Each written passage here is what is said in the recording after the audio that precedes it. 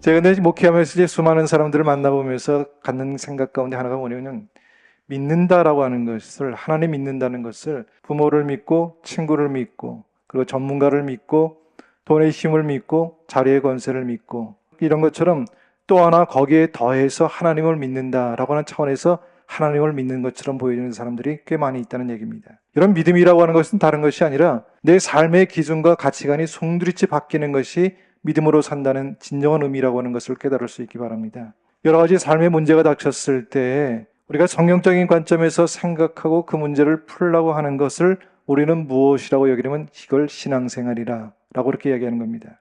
말씀을 말씀대로 믿을 수 있기를 바랍니다.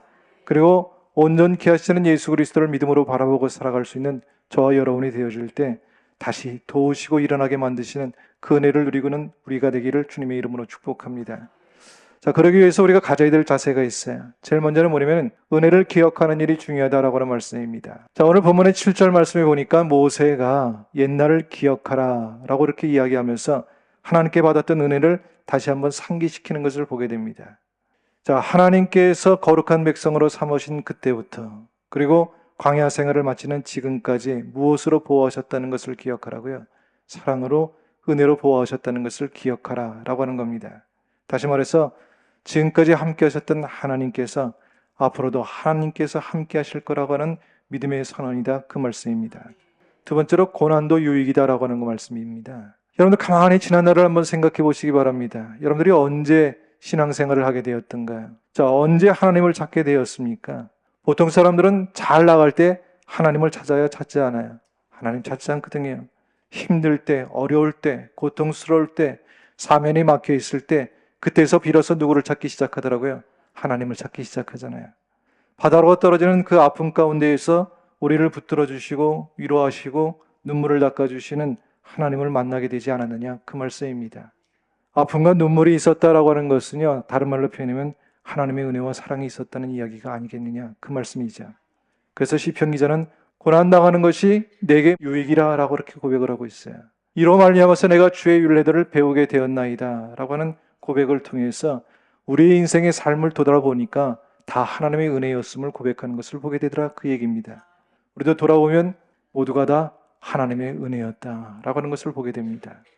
자, 세 번째는 훈련을 통해서 축복의 사람이 된다라고 하는 것이죠. 자, 11절의 말씀을 한번 볼까요? 마치 독수리가 자기의 보금자리를 어지럽게 하며 자기의 새끼 위에 너풀거리며 그의 날개를 펴서 새끼를 받으며 그의 날개 위에 그것을 엎는 것 같이. 자, 이처럼 하나님께서 이스라엘 백성들을 훈련시키셨다라고 하는 말씀입니다.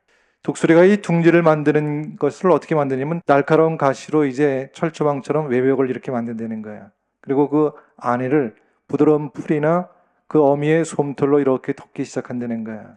그리고 이제 어미의 도움이 필요 없을 때까지 그 새끼에게 먹이를 가져다 주고 지키고 편안하게 보호를 한다는 겁니다. 그리고 때가 되어서 이제 새끼가 이제 어느 정도 자라서 날 정도가 되면 나는 훈련을 시키기 시작하는데 그 첫 번째 훈련의 단계가 무엇이면 둥지를 부숴버린다는 겁니다. 안쪽에 있는 부드러운 풀과 이 어미의 솜털을 갖다가 없애버린다는 겁니다. 그럼 어떻게 되겠어요? 날카로운 가시가 몸을 찌르기 시작할 거 아니겠어요? 그럼 견디기가 어려운 겁니다. 자, 근데 거기서 그치는 것이 아니라 이 새끼 독수리를 둥지 밖으로 내몬다는 겁니다. 그러면 얘가 절벽의 둥지에서 떨어지기 시작하면 막 하염없이 떨어지면 길을 쓰고 살겠다고 활버둥 치지 않겠습니까? 그래서 땅에 떨어질 쯤 하면 어미 독수리가 다시 그 새끼를 낚아채서 올라간다는 겁니다. 이러기를 몇 번을 반복하기 시작한다는 거야. 그다음 어느 시점이 돼서 이 날개가 힘이 들어가기 시작하면서 날개를 쭉 펴고 날기 시작한다는 겁니다. 비로소 독수리가 되기 시작하는 것이죠. 자, 모세는 지금 하나님께서 이스라엘 백성들을 훈련시키는 것을 마치 무엇에 비유를 하고 있냐면 독수리가 독수리 새끼를 훈련시키는 것에 비유를 하고 있다 그 얘기입니다.